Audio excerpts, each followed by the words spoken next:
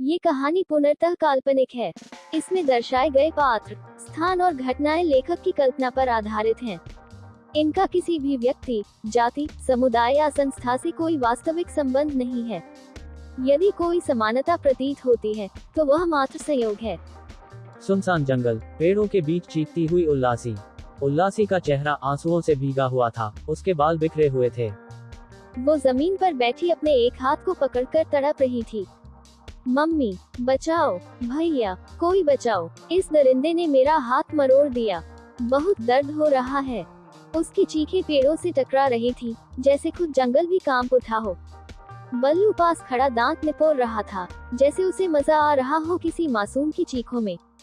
उसी पल झाड़ियों के बीच से तेज कदमों की आहट आती है, और अगले ही पल अभियंत वहां पहुंचता है। उसकी आंखें गुस्से से लाल थीं, और चेहरा एकदम कठोर। उसने बल्लू की ओर उंगली उठाते हुए गरज कर कहा, बहादुरी दिखानी है तो किसी बराबरी वाले से लड़। मासूम लड़की को अकेला देखकर शेर बनने वाले, मैं तुझे तेरी औकात अभी बताता हूँ। अभियंत की आवाज सुनते ही जैसे उल्लासी में जान आ गई हो। वह जोर जोर से रोते हुए चिल्लाई। उल्लासी गले रुंधी आवाज में, अंग्रेजी मास्टर, हमें बचा लीजिए, ये गुंडा हमें मार रहा है। यही वह गुंडा है जो हमें अपहरण करके लाया था और आपकी गाड़ी में डाल दिया था। अभियंत उसकी तरफ देखकर उसी अंदाज में चिल्लाया। अभियंत कड़क और तेज आवाज में, क्रेजी गर्ल, तुम खुद एक शक्ति हो और तुम इस गुंडे से डर रही हो। हर बात पर लड़ने को तैयार रहती हो, अब एक लाचार सी बन गई। जिसने तुम्हारा हाथ पकड़ा है, उसी गुंडे को लात मारो, गुंडे को मारो। तुम्हारे दांत कैंची से भी तेज हैं, उसके हाथ पर काटो और भागकर मेरे पास आओ। मैं तुम्हें बचाने नहीं आऊंगा, पहले खुद को ताकतवर बनाओ। क्या बच्चों की तरह रो रही हो? ये तुम्हारे बस की बात है, अब दिखाओ। अब उल्लासी की आंखों में आंसुओं की जगह गुस्सा आ जाता है। अभियंत की बात सुनकर जैसे उसकी रगों में कोई अग्नि दौड़ गई हो। उल्लासी पूरी ताकत से उस गुंडे की टांग पर एक जोरदार लात मारती है, फिर अपने दांतों से उसके हाथ को पूरी ताकत से काट लेती है। गुंडा दर्द से चिल्लाता है, आह, इस जंगली शेरनी ने तो मेरे हाथ को कितनी जोर से काट लिया है, अब हम इसे छोड़ेंगे नहीं। उल्लासी उसे जोर से धक्का देती है और दौड़ते हुए अभियंत की तरफ भागती है। तभी बल्लू गुस्से में रिवॉल्वर निकालता है और जोर से चिल्लाता है। बल्लू गुंडे की दहाड़ में, अगर एक कदम भी आगे बढ़ी तो गोली मार दूंगा। गोलियों का नाम सुनते ही उल्लासी डर से जम जाती है, ठिठक जाती है। वह बस थोड़ी ही दूर थी अभियंत से। अभियंत दहाड़ते हुए बुलावे की गूंज में, तुम्हें उस रिवॉल्वर से डरने की कोई जरूरत नहीं है, क्रेजी गर्ल। आओ, आगे बढ़ो, बस मेरे पास तक आ जाओ। उल्लासी की आंखों में डर और आंसू हैं, पर इस बार कुछ और भी है, हिम्मत। कल ही तो वो 17 पूरे करके 18 साल की होने वाली है, साल की हुई थी। ये पहली बार जब किसी ने उसके साथ ऐसा किया था। बल्लू अब रिवॉल्वर की नाल अभियंत की तरफ करता है। बल्लू चीखते हुए, ए हीरो, ज्यादा हीरोगिरी मत कर, यहीं से निकल जा, नहीं तो तेरा जो हाल होगा वो तू सोच भी नहीं पाएगा। उल्लासी के कदम वहीं थम जाते हैं। अभियंत कड़े स्वर में कहता है, डरो मत, ये तुम्हारा कुछ नहीं बिगाड़ सकता, मेरे पास आओ। उल्लासी कांपते हुए उसकी तरफ भागती है और डर के मारे उससे सीने से लिपट जाती है। इसी बीच गुस्से से तिलमिलाया बल्लू पिस्तौल निकालता है और गोली चला देता है। दूसरी ओर मिर्जापुर, प्रकाश और आलोक उल्लासी को जगह जगह खोज रहे होते हैं।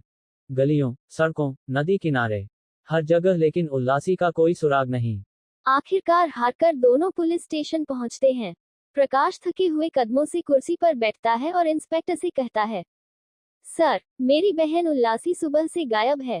हमने हर जगह ढूंढा, लेकिन वह कहीं नहीं मिली। इंस्पेक्टर गंभीर आवाज में पूछता है, आपके पास उसकी कोई तस्वीर है? और आखिरी बार कहाँ देखा था? प्रकाश अपने मोबाइल से उल्लासी की तस्वीर दिखाता है और सारी जानकारी देता है। पुलिस हरकत में आती है। इधर जंगल में बल्लू की रिवॉल्वर से निकली गोली सीधी उल्लासी की ओर जाती है, लेकिन तभी कुछ चमत्कारी होता है।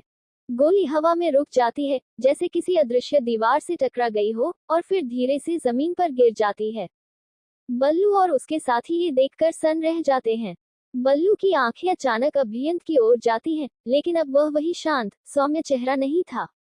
अभियंत का चेहरा एक भयंकर, रहस्यमयी रूप में बदल चुका था। उसकी बड़ी बड़ी आंखें आग की तरह चमक रही थीं। चेहरे पर कोई अलौकिक आभा थी जो डर से ज्यादा आश्चर्य पैदा कर रही थी। बल्लू कांपते हुए पीछे हटता है और डर के मारे कहता है, भागो, ये इंसान नहीं, ये तो कोई जंगली राक्षस है। उसके साथी भी घबरा कर भागने लगते हैं, लेकिन तभी अचानक जंगल में तेज आंधी चलती है। पत्ते उड़ने लगते हैं, धूल का बवंडर उठता है और बल्लू व उसके साथी हवा में उड़ने लगते हैं, जैसे किसी अदृश्य शक्ति ने उन्हें उड़ा दिया हो। उल्लासी, जो अभियंत से लिपटी हुई थी, कांपती आवाज में पूछती है, ये लोग किसको राक्षस कह रहे थे? क्या सच में कोई राक्षस आ गया है? अभियंत हल्की मुस्कान के साथ कहता है, इन्हें उनके डर ने राक्षस दिखाया है। मैं खुद नहीं समझ पा रहा कि ये मुझसे डर क्यों रहे हैं। उल्लासी अब भी अभियंत से लिपटी हुई है, उसकी सांसें तेज चल रही हैं, आंखों में डर और चेहरा आंसुओं से भीगा हुआ। उल्लासी, कांपती आवाज में, ये लोग किसे राक्षस बोल रहे थे? अंग्रेजी मास्टर, इनको छोड़ना नहीं, इनको बहुत मारना, इन्होंने हमारा हाथ मोड़ दिया है और हमें भी थप्पड़ भी मारा है। अभियंत उसकी बात बीच में रोकता है। हल्के से उसके सिर पर हाथ रखते हुए अभियंत धीरे धीरे उल्लासी से अलग होता है। फिर एक नजर ऊपर हवा में घूमते हुए बल्लू और उसके आदमियों पर डालते हुए गहरी आवाज में कहता है, देखो क्रेजी गर्ल, जो तुम्हें छूने की कोशिश कर रहे थे, वो अब हवा में गोल गोल घूम रहे हैं। उल्लासी की नजर ऊपर जाती है। बल्लू और उसके साथी सच में हवा में चक्कर काट रहे थे, जैसे किसी अदृश्य चक्री पर बंधे हों। उल्लासी की आंखें फैल जाती हैं और फिर वो जोर जोर से हंस पड़ती है। अरे बाप रे, अंग्रेजी मास्टर, आप तो सच्ची में जादूगर निकले। हंसते हुए इनको और तेज घुमाए और फिर सीधा हवा में उड़ाकर कहीं दूर फेंक दीजिए।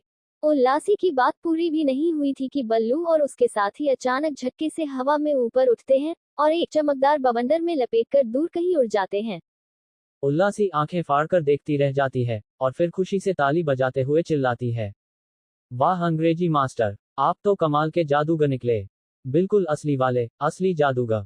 वो हंसते हुए फिर से दौड़कर अभियंत से लिपट जाती है और बालों में हाथ फेरते हुए कहती है, अब हमें आपसे बिल्कुल डर नहीं लगता, बल्कि अब तो आप हमारे हीरो हो, हमारे जादूगर।